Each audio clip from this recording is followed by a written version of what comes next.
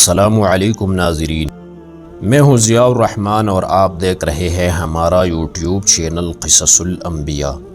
پیارے دوستو، جنت اللہ تبارک و تعالی کی وہ عظیم نعمت ہے جہاں اہل جنت کی تمام خواہشات مکمل طور پر پوری ہوں گے اور جو کچھ بھی وہ چاہیں گے وہاں ان کو ملے گا۔ وہاں مردوں کو حوریں ملیں گے، تو کیا عورتوں کو بھی جنت میں ان کے پسند کے مرد ملیں گے یا نہیں؟ اور جو عورت کنواری مر جائے یا طلاق شدہ ہو تو اس کے ساتھ کیا معاملہ ہوگا؟ اور جس عورت نے 2، 3 یا 4 شادیاں کی ہوں گی تو اس کو جنت میں کون سا شوہر ملے گا؟ اور جس طرح دنیا میں مرد اپنی بیوی سے ہم بستری کرتا ہے تو کیا جنت کے اندر بھی شوہر اپنی بیوی اور حوروں سے ہم بستری کرے گا یا نہیں؟ اور کیا وہاں پر عورتیں بچے جنیں گی یا نہیں؟ تو پیارے دوستو، ان سارے سوالات کے جوابات ہم جانیں گے، لیکن اس سے پہلے یہ بات جاننا ضروری ہے کہ ہم جنت میں جانے والے کیسے بنیں اور جہنم سے کیسے بچ جائیں۔ تو چلیے ویڈیو شروع کرتے ہیں، آخر تک ضرور دیکھتے رہے گا۔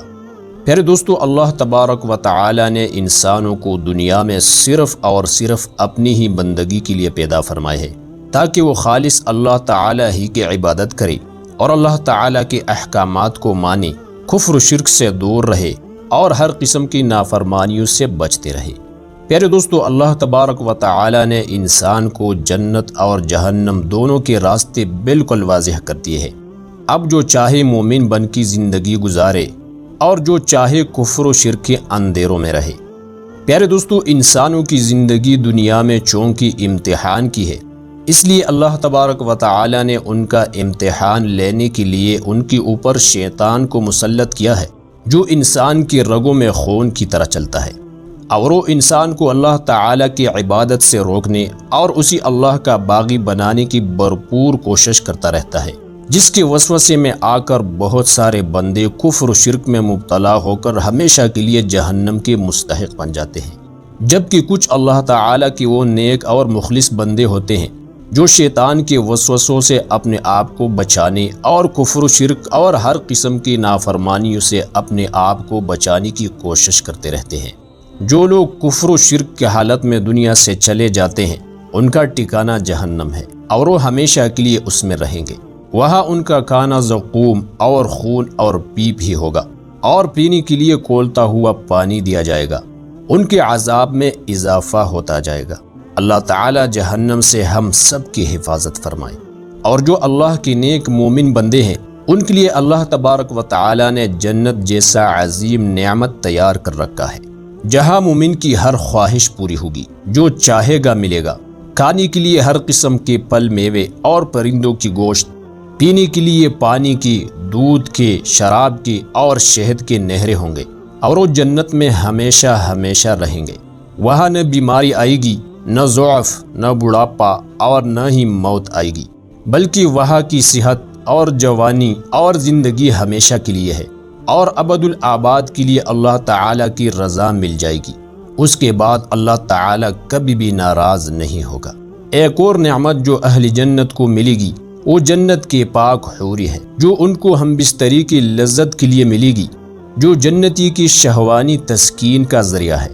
وہ پاک حوری ہے جو پیشاب، پاخانہ، حیض اور نفاس سے پاک ہوں گی، نہ ان کی منی آئے گی اور نہ ہی ان کے ہاں بچے پیدا ہوں گے۔ ان تمام ظاہری اور اخلاقی گندگیوں سے پاک ہوگی جن سے انسان کو نفرت ہوتی ہے۔ وہ اپنی نگاہ نیچے رکھنے والی ہوں گی، یعنی جن شوہروں کے ساتھ ان کا ازدواجی رشتہ اللہ تعالی نے قائم کر دیا، وہ ان کے علاوہ کسی بھی مرد کو آنکھ اٹھا کر نہیں دیکھے گی، جبکہ وہ اتنی خوبصورت ہوں گی کہ ان کے شوہروں کی آنکھیں دوسروں کی طرف نہیں اٹھیں گے۔ بہرحال جنت میں انسان جو چاہے گا اسی وہ ملے گا۔